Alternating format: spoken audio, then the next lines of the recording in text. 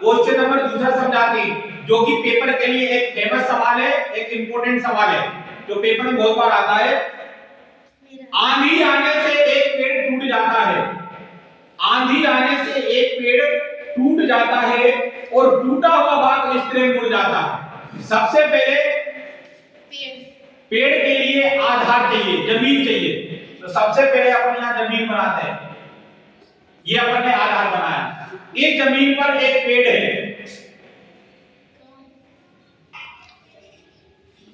ये पेड़ है। अब सवाल में लिखा है आंधी आने से एक पेड़ टूट जाता है, तो ये पेड़ बहुत बड़ा था, ये पेड़ जब आंधी आई तो ये पेड़ टूट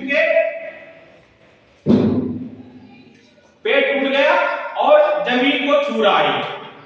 आंधी आने से एक पेड़ टूट जाता है, टूटा हुआ भाग, जो यहां पर टूटा हुआ भाग है, इस प्रकार से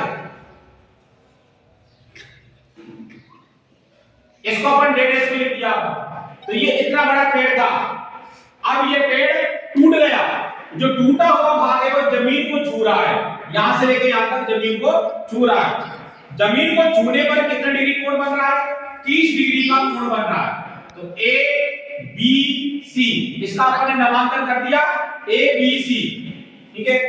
तो आंधी आने से एक पेड़ टूट जाता है और टूटा हुआ भाग इस तरह मुड़ जाता है और वो जमीन को छूने लगता है, ठीक है।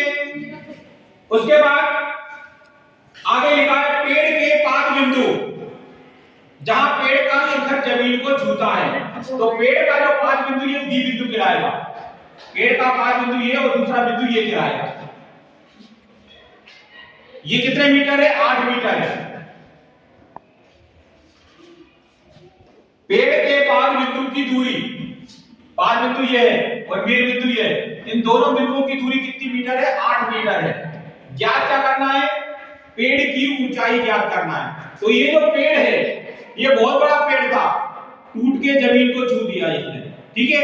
तो पेड़ के दो टुकड़े हो गए, पहला टुकड़ा हो गया AB और दूसरा टुकड़ा हो गया AC।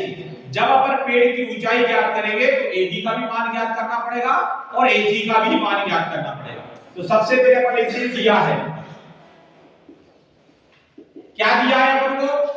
दूरी दी है, बिंदु की दूरी, ये दिया है पाद बिंदु की दूरी।